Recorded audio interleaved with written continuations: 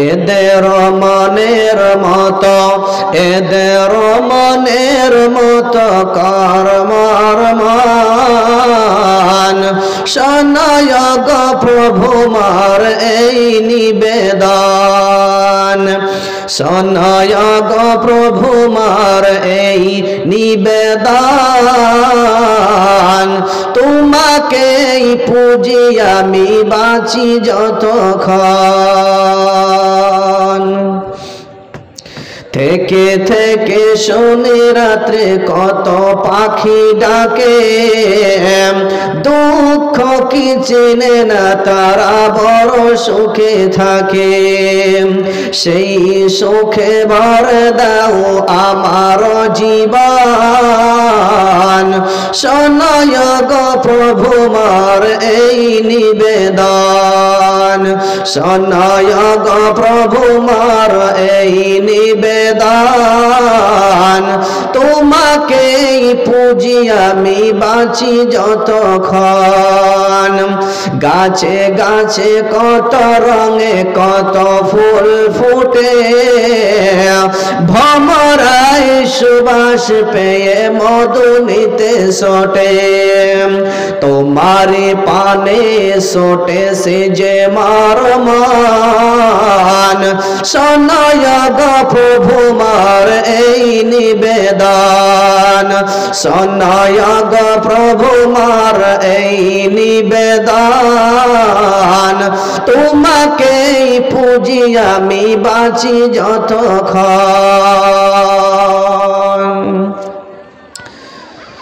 সম্মানীয় আজকের এই জলসার যোগ্যতম সভাপতি মহাশয়, প্যান্ডেলে বসে থাকা উলামায়ে কেরামগণ, পর্দার আড়ালে বসে থাকা মা ও খালারা, প্রশংসা মাত্রই সেই মহান আল্লাহ সুবহানাহু ওয়া তাআলার দরবারে, যিনি আমাদেরকে এই অবধি 12টা পেরিয়ে গেছে, 1টা বাজতে চলেছে, এই অবধি আমাদেরকে এই কোরআন ও সহিহ হাদিস শোনার জন্য এই খোলা মাঠে প্যান্ডেলের নিচে যে বসার জন্য তৌফিক দিয়েছেন, সেই মহান করুণামের প্রতি আমরা একবার সংক্ষিপ্ত প্রশংসা সকলে বলি আলহামদুলিল্লাহ। তারপর সেই নবীর প্রতি অগণন দরুদ ও সালাম বর্ষিত হোক, সকলে একবার বলি সাল্লাল্লাহু আলাইহি ওয়াসাল্লাম। সম্মানিত উপস্থিতি ও মা ও খালারা, আমি শেষের দিকে একটু উঠলাম এই জন্যই যে আমরা উলামায়ে কেরামদের মুখে কোরআন ও হাদিসের কথা এতক্ষণ শুনলাম। আমার শরীরটা ঠিক নেই, তবুও আমি ভাবলাম যে শেষের দিকে একটু উঠি। মায়েরা আছে, বাপেরাও কিছু ভাইয়েরা এখানে বসে আছে শোনার জন্য। একটা যেহেতু পেরিয়ে গেছে, ঘুমের প্রয়োজন আছে, সকলকে ঘুমাতে হবে। তাই ভাইয়েরা বোনেরা, আমরা যে উদ্দেশ্য বসে আছি, আপনাদের সম্মুখে পবিত্র কোরআনুল কারীম থেকে একটি আয়াত তেলাওয়াত করেছি, দুইটি আয়াত আপনাদের সম্মুখে তুলে ধরেছি। যে আয়াতটিতে আল্লাহ সুবহানাহু ওয়া তাআলা কি বলছেন, আজকে আমরা বিস্তারিত এখান থেকে জানব। আমরা তো এই আয়াত মসজিদে, মাদ্রাসাতে, সভা সমিতিতে আমরা শুনতে পাই, উলামায়ে কেরামরা সব সময় বলে থাকেন। তো আজকে আবার শুনবো এই আয়াতটি, যে আয়াতের ভিতরে কি ধরা আছে। এই আয়াতটা যদি আমরা পড়ে এই তাফসীর সহ যদি আমরা জানতে পারি, তাহলে আমাদের জীবনটা সফল হয়ে যাবে, আমরা কামিয়াব হতে পারবো। আমরা ইহকালকে যদি সঠিক করতে পারি, পরকাল যখন গমন করব, তখন আল্লাহর দরবারে আমরা সুস্থভাবে নেকি নিয়ে আমরা সেদিন উঠতে পারবো।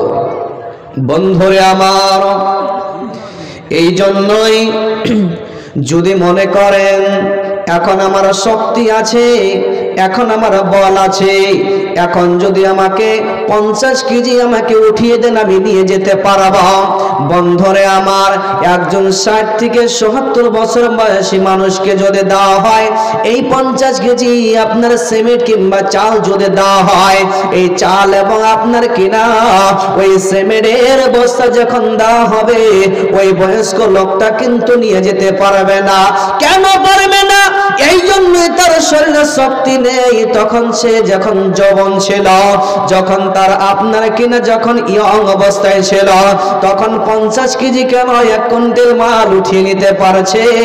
আর যখন আপনার যৌবন ঢিলে হয়ে আসবে, যখন যৌবন আপনার ভারী হয়ে আসবে, যখন যৌবন কমে যাবে, বৃদ্ধাতে যখন পা দিয়ে দিবে, তখন আর কিন্তু ক্ষমতা হবে না। 50 কেজি কেন 20 কেজি উঁচু করতে আপনার চাড়তে পারবে না। বন্ধুরে আমার, এই জন্যই আমাদের সম্মুখে আল্লাহ সুবহানাহু ওয়া তাআলা বলে গেলেন, এবং আমার নবীজি জনাবে মুহাম্মদ রাসূলুল্লাহ বলুন সাল্লাল্লাহু আলাইহি ওয়াসাল্লাম, তিনি আজ থেকে নিয়ে 1450 কিংবা 1500 বছর আগে বলে গেছেন যে আমার উম্মতরে, তোমাদের যখন যৌবন আসবে 10 বছর থেকে নিয়ে এবং যৌবন যখন আসবে রে, এই পর্যন্ত তোমরা কি করবে? আল্লাহর ইবাদতে মশগুল থাকবে, আল্লাহর ইবাদত করবে। আর যখন যৌবন ঢিলে পড়ে যাবে, তখন কিন্তু তোমার চাহিদা করলেও পারবে না, চেষ্টা করলেও পারবে না। এই জন্য আমার নবীজি বলে গেছেন, যুবকরে, ও যুবকের দলেরা, তোমাদের থেকে আমাদেরকে আমার নবী, বিশ্বর নবী জনাবে মুহাম্মদ রাসূলুল্লাহ বলুন সাল্লাল্লাহু আলাইহি ওয়াসাল্লাম, তিনি নবী আমরা বলে গেছেন। নবীজির কথা আমরা কয়জন ফলো করে, নবীজিকে কত ভালোবাসি, যেই নবী আমার বলে গেছেন, ও যুবক দলেরা, ও মুসলিম ভাইয়েরা, তোমরা যারা ঈমান এনেছো, তোমার আমার নবীজি যে আমি বলে গেলাম, এই কথাগুলো যদি মেনে নিতে পারো, তাহলে তোমরা কামিয়াব হয়ে যাবে। তোমরা পরকালে যখন গমন করবে, আল্লাহর দরবারে যখন উঠবে, তখন তোমরা আমার উম্মত হয়ে সেদিন দাবি করবে, আর আমি উম্মতদেরকে সেদিন বাছাই করব, দেখে দেখে বাছাই করব।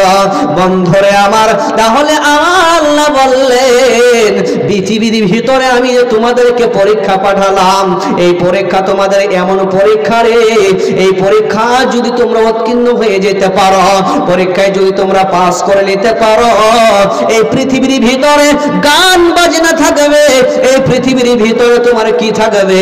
নায়ক নায়িকারা থাকবে, আপনার কিনা অশ্লীল ভাষা প্রয়োগ করা হবে, আর বিভিন্ন জায়গাতে এই রকম করে কোরআন হাদিসকে নিয়ে তাচ্ছুত আপনার কি করা হবে? অপমান করা হবে। বন্ধুরে আমার, কোরআনকে অপমান করা হবে। তাহলে আমার নবীজি বলে গেছেন, ও পৃথিবীর মানুষরা, তোমরা শোনো নাও, আমার কথা যদি ফলো করে নিতে পারো, তোমরা কামিয়াব হয়ে যাবে, তোমরা পরকাল গমন করবে, আর আমার উম্মত হয়ে যাবে। আমার উম্মত হয়ে সেদিন দাবি করতে পারবে, আর আমি নবীজি তোমাদেরকে টেনে টেনে নিয়ে আমি জান্নাতে ভরে দেওয়া। বন্ধুরে আমার, আমার আল্লাহ পবিত্র কোরআনের ভিতরে যে আয়াতটা আমি পড়েছি, সের ভিতরে আল্লাহ কি বলেছেন দেখুন রে, পৃথিবীর ভিতরে আল্লাহ রাব্বুল আলামিন যে আমাদেরকে পরীক্ষা করার জন্য পাঠালেন, পরীক্ষা এমন একটা পরীক্ষা, এর ভিতরে এমন এমন জিনিস আছে, তার থেকে আমাকে সাবধান হতে হবে। বন্ধুরে আমার, আমার ঈমান বাঁচানোর জন্য সাধারণ একটা মোবাইল দেখেন, এই মোবাইল যদি আপনি ভালো ব্যবহার করতে পারেন, এই মোবাইলটা যদি আমি ভালো করে ব্যবহার করে, তাহলে ভালো দিকটা নিতে পারবো। আর এই মোবাইলটা যদি আমি বলি খারাপ জিনিস দেখবো, খারাপ দিকে চলে যেতে পারবো। তাই আমার আল্লাহ বলছেন, আমার আল্লাহ পরিবারদেরকে লক্ষ্য করে আমার নবী, আমার আল্লাহ কি বলেছেন? মুমিনদেরকে ডেকে বলছেন। এখানে আল্লাহ বলতে পারতেন ইয়া আইয়ুহাল্লাযীনা কাফারু, আল্লাহ কাফারু শব্দ ব্যবহার না করে আমানু শব্দ ব্যবহার করলেন, আর ঈমানদারকে ডেকে বলছেন। আমার আল্লাহ বলছেন বিসমিল্লাহির রহমানির রহিম, ইয়া আইয়ুহাল্লাযীনা আমানু কু আনফুসাকুম ওয়া আহলিকুম নারা। বলুন, একটা উদাহরণ দেব। ধরেলেন এখানে আপনারা বসে আছেন, হঠাৎ করে দেখতে পাচ্ছেন আপনার ডান দিকে একটা পুকুর আছে, একটা পুকুর আছে, আপনি জানেন না, কিন্তু পুকুরে কেউ আপনাকে বলছে ডান দিকে যাওয়া যাবে না, ঘেরা করা আছে, এখানে একটা পুকুর আছে, বিশাল গর্ত, পানি আপনার এখানে, আপনাকে যদি নেমে যান আপনি ডুবে মরে যাবেন। বাম দিকে রাস্তা খোলা আছে, বাম দিকে যদি আপনি চলে যান, বাম দিকে এমন একটা বাড়িতে আগুন লেগে গেছে। বন্ধুরে আমার, আগুনে এমন জ্বলন্তময় আগুন দাও দাও দাও দাও করে জ্বলছে। তাহলে বাম দিকে গেলে আগুনের ভয় আছে, ডান দিকে গেলে আপনার পানিতে পড়ে যাওয়ার ভয় আছে। বন্ধুরে আমার, তাহলে আপনি যাবেন কোথায়? পিছনে যাবেন, ওইদিকে আপনার কাঁটা জাতীয় একটা গাছ আছে। আপনি পিছন দিকে গেলে পা কাটা দিয়ে আপনার গাটা ছিলে যাবে। বাম দিকে যাবেন, আগুনের আপনার ছাটা লাগবে। ডান দিকে যাবেন, আপনার পুকুরে পড়ে যাবেন। তাহলে আপনি যদি পশ্চিম দিকে আপনার সামনে দিকে চলে যান, তাহলে আপনার হয়তো রাস্তাটা খোলা আছে। বন্ধুরে আমার, পৃথিবীর ভিতরে আমার আল্লাহ রাব্বুল আলামিন, আমার আল্লাহ রাব্বুল আলামিন ঈমানদারকে লক্ষ্য করে, আপনাকে আমাকে লক্ষ্য করে, গোটা পৃথিবীর মুমিনদেরকে লক্ষ্য করে আয়াতটি উল্লেখ করলেন। আমার আল্লাহ বলছেন, ইয়া আইয়ুহাল্লাযীনা আমানু, এই বিশ্বাস স্থাপন করেগণ যারা আমার প্রতি ঈমান এনেছো, তোমাদেরকে বলছি কু আনফুসাকুম ওয়া আহলিকুম নারা। বলুন তো, বাম দিকে আপনি যাবেন, আগুনের আপনার ছাটা আসবে, বিশাল আগুন দাদা দাদা করে জ্বলছে। এইদিকে যাবেন না কেন? যদি আমি যাই, আগুনের ছাটা লেগে যাবে, গা পুড়ে যাবে, চামড়া আমার পুড়ে যাবে, এমন আমি পুড়ে ছারখার হয়ে যাব। তাহলে বাম দিকে যাওয়া যাবে না। বন্ধুরে আমার, তাহলে আমার আল্লাহ বলছেন, ও পৃথিবীর মানুষ রে, কু আনফুসাকুম ওয়া আহলিকুম নারা, তোমরা যেমন পৃথিবীর ভিতরে আগুনকে ভয় করো, আবার পানিকেও ভয় করো, আবার তুমি কাঁটাকেও ভয় করো, তাহলে এই পৃথিবীর ভিতরে যে আগুনটা আছে, এই আগুনের ছাটা তুমি নিতে পারো না। এই আগুনে তুমি যদি পুড়ে যাও, তোমার কি হয়ে যাবে? চামড়া পুড়ে যাবে, তুমি নিজে পুড়ে যাবে, কলজে ফেফড়া গুলো পুড়ে ছারখার হয়ে যাবে এই আগুনের ভয়। তাহলে আমার আল্লাহ বলছেন, পৃথিবীর মানুষ তোমরা শুনে নাও, যেমন পৃথিবীর ভিতরে আগুনকে ভয় করো, এমন ভাবে আমি আল্লাহ তোমাদেরকে বলে দিচ্ছি, তোমরা পরকালে জাহান্নামের আগুনকেও ভয় করো। জাহান্নামের আগুনকে তোমরা ভয় করো। কেন না? শুধু তুমি ভয় করবে না, শুধু তুমি ভয় করবে না, তুমি শুধু ভয় করলে চলবে না, তুমিও ভয় করতে হবে। আহলে পরিবার যারা আছে, আত্মীয় স্বজন যারা আছে, তাদেরকেও আপনাকে ভয় দেখাতে হবে। তাদেরকে বলতে হবে যে জাহান্নামে আমাদেরকে এমন শাস্তি দেওয়া হবে, যেমন পৃথিবীর আগুন দেখে আমরা ভয় করি, তাহলে জাহান্নামের ভিতরে কেমন আমাদেরকে শাস্তি দেওয়া হবে, জাহান্নামের আগুন আমরা কেমন ভাবে সহ্য করব। যেমন দুনিয়ার আগুন যদি আমার গায়ের ভিতরে লেগে যায়, পড়ে যাব, মরে যাব রে। আর আমরা যখন মরে যাবার পরে জাহান্নামের ভিতরে যখন আল্লাহ দেবে, তখন সেই আগুন কিন্তু যাও দাও করে আপনার জ্বলে থাকবে, আর জীবনটাও কিন্তু আপনার কি থাকবে? আপনার জিন্দা হয়ে থাকবেন। আমি আপনি মৃত্যুবরণ করব না। বন্ধুরে আমার, পৃথিবীর ভিতরে যদি আমার গায়ে আগুন লেগে যায়, আমি কিছুক্ষণের ভিতরে আমি ইন্তেকাল করব, কিছুক্ষণের ভিতরে আমি মরে যাব। আর জাহান্নামের ভিতরে যখন আমাকে দেওয়া হবে, তখন কিন্তু আমি মরব না, আমার আল্লাহ মারবে না, আমার শাস্তি দিয়েই থাকবে। তাহলে জাহান্নামকে আমাকে ভয় করতে হবে। পৃথিবীর ভিতরে যেরকম ভয় করে আমি আগুনকে ভয় করি, সেরকম ভাবে আমার জাহান্নামের আগুন থেকে বাঁচতে হবে। তাই আমার আল্লাহ বলছেন, কু আনফুসাকুম ওয়া আহলিকুম নারা, তুমি নিজে আগুন থেকে বাঁচো এবং আহলে পরিবারদেরকে তুমি জাহান্নামের আগুন থেকে বাঁচাও। যেমন ভাবে আমি যদি আজকে নামাজ পড়লাম, রোজা করলাম, আমি সব রকম কোরআন তেলাওয়াত করলাম, বন্ধুরে আমার কোরআন তেলাওয়াত করছি, আবার আমি নামাজ পড়ছি, আবার এই যে যখন 3টা বেজে যাচ্ছে, আমি যখন এলার্ম দিলাম, এলার্ম বেজে গেল, আমি সঙ্গে সঙ্গে মসজিদে এসে আমি গুনাহের জন্য কান্না করলাম, এসে আল্লাহর দরবারে বললাম, মাওলাই করিম, আমার গুনাহ হয়েছে, আল্লাহ তুমি ক্ষমা করো। নিজের জন্য আমি দোয়া করলাম, আমি পরিবারদের জন্য দোয়া করলাম, আমি তাহাজ্জুদের নামাজে দাঁড়িয়ে গেলাম। বন্ধুরে আমার, তাহলে যে আমার আল্লাহ রাব্বুল আলামিন বললেন তোমরা জাহান্নামের আগুন থেকে ভয় করো। দুনিয়ার আগুন যেরকম ভয় করো, আখিরাতে জাহান্নামের আগুন থেকে ভয় করতে হবে। এই পৃথিবী থাকবে না, এই পৃথিবী ধূলিসাৎ হয়ে যাবে, এই পৃথিবী ধ্বংস হয়ে যাবে। যেরকম আমার বাড়ি ঘর আছে, বিল্ডিং আছে 10 তলা, 5 তলা, 8 তলা, 12 তলা, 14 তলা, 20 তলা আপনার বিল্ডিং এ শুয়ে থাকছে, এমন সুন্দর খাট পালঙে শুয়ে থাকে, আপনার লিফটে আমি উঠে যাই, সিঁড়িতে উঠি না, এত আরামদায়ক জায়গা। এই জায়গাটাকে, এই সুন্দরময় বাড়িটাকে আল্লাহ রাব্বুল আলামিন ধূলিসাৎ করে দিবেন। এই জমিন দিয়ে আমরা চলাফেরা করছি, এই জমিনের ভিতরে আমরা বাসটা গেড়ে দিয়ে প্যান্ডেল করেছি, এই জমিনের ভিতরে আমি কি করেছি, পিলার গেড়ে আমি মসজিদকে বানিয়েছি। এই মসজিদ আপনার এই জমিনের ভিতরে পিলার গেড়ে আমি বাড়িটাকে গড়লাম, 1 তলা থেকে নিয়ে 20 তলা পর্যন্ত আমি কি করলাম, বাড়িটাকে গড়লাম। আল্লাহ রাব্বুল আলামিন সূরা রহমানের ভিতরে বলছেন কুল্লু মান আলাইহা ফান। আল্লাহ যখন এই একবার হুকুম করবে আর সঙ্গে সঙ্গে আপনার মাটি হিলে যাবে, আর সমস্ত ধূলিসাৎ হয়ে যাবে, ফানা হয়ে যাবে, পানি ঢেউ ঢেউ করে থাকবে, আর আপনার জমিনটা আল্লাহ উঠিয়ে নেবে, জমিন হাবুডাবু করবে, গাছপালা থাকবে না, পৃথিবীর মানুষ থাকবে না, এত বিল্ডিং বাড়িগুলো থাকবে না। তাহলে কেমন করে আমরা জমিন আমরা কি করতে পারে, দুনিয়াটাকে কেমন করে মাঠ করে ধরতে পারে?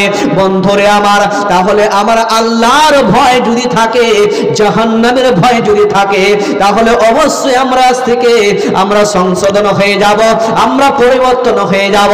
আমার নবী জনাব মুহাম্মদ রাসূলুল্লাহ বলুন সাল্লাল্লাহু আলাইহি ওয়াসাল্লাম, তিনি বিদায় কালে তিনি 1450 থেকে 1500 বছর আগে একটা কথা বলে গেছেন। কি বলছেন? তারাকতু ফিকুম আমরাইন লাউ তাদিল্লু মা মাসসাকতুম বিহিমা কিতাবুল্লাহি ওয়া সুন্নতি নাবিয়্যিন। ও পৃথিবীর মানুষ, তোমাদেরকে একটা কি করে দিচ্ছি, তোমাদের একটা খবরদারি করে যাচ্ছি। এই দুটা জিনিস, বেশি নয়। আল্লাহর নবীজি অনেকগুলো কথা বলেননি। কয়টা কথা বলেছেন এই হাদিসে? 2টা কথা বলেছেন, 2টি কথা। এই 2টি কথা যদি আমরা মেনে নিতে পারি, তাহলে আমার জীবন ধন্য, আমার জীবন ধন্য। আমি কামিয়াব, আমি কামিয়াব, আপনি কামিয়াব, আপনি কামিয়াব, আপনি জান্নাতে যেতে পারবেন, এতে কোনো সন্দেহ নেই। বন্ধুরে আমার, আমার নবীজি দুটা জিনিসকে বলে গেলেন। একটা বলে গেছেন, আল্লাহর নবীজি বলছেন তারাকতু ফিকুম আমরাইন লাউ তাদিল্লু মা মাসসাকতুম বিহিমা কিতাবুল্লাহি ওয়া সুন্নতি নাবিয়্যিন। আমি পৃথিবীর ভিতর থেকে চলে যাচ্ছি, তোমরা একদিন চলে যাবে, আমি চলে গেলাম। তার পূর্বে যদি তোমরা আমার কথাটাকে মান্য করতে পারো, বেশি নয়, 10টা নয়, 20টি নয়, 2টি কথা আমি বলে গেলাম। 1 নাম্বার হলো এই পবিত্র আল কোরআন ছেড়ে যাচ্ছে, আর আমার হাদিস আমি ছেড়ে যাচ্ছি, এবং কোরআন এবং হাদিসের উপরে যদি তুমি জীবন যাপন করো, তুমি ধন্য হয়ে যাবে, তুমি কামিয়াব হয়ে যাবে, তুমি জান্নাতে চলে যাবে, তুমি জাহান্নাম থেকে বেঁচে যাবে। যদি মানুষ দুটি কথা মানে চলে, আল্লাহর রাসূলে হাদিসে ফরমাইছেন 2টি কথা যদি মেনে চলে, চলে যাবে এই আল্লাহর জান্নাতে যাবে।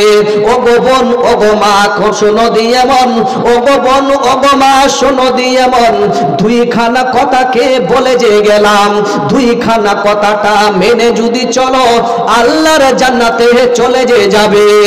মাত্র বেশি নয়, 10টা নয়, 20টি নয়, 2টি কথা যদি মেনে রে চলো, আল্লাহর জান্নাতে চলে যে যাবে। নারে তাকবীর। দেখুন, বেশি চালাবো না, বলছিলাম আধ ঘন্টা, মানে 2টো বাজতে চলেছে। আমি দুইটি কথাই বললাম, দুটি বাঁচতে চলেছে, এই জন্য আমি বেশি আর চালাবো না। আমি বলছিলাম মায়েরা এখনো বসে আছেন, টাকা এখনো আপনার আসলে বাধা আছে। মসজিদ উন্নতি কল্পে জালসা, এখানে অনেকজন আপনারা দান করেছেন এবং এখনো করেননি। যারা করেননি মনে মনে করছেন, ভাবছেন আমি শেষের দিকে দেব, তারা অবশ্যই চট করে নামটা লেখাবেন, নাম লিখিয়ে এখানে চট করে পাঠিয়ে দেবেন, নাহলে তো ছেড়ে দেবো। তাড়াতাড়ি আপনার দানটা পাঠিয়ে দিবেন। আর আমি বেশিক্ষণ লিব না, শরীরটা অসুস্থ এমনি, আমরা কয়েকদিন থেকে আমার জ্বর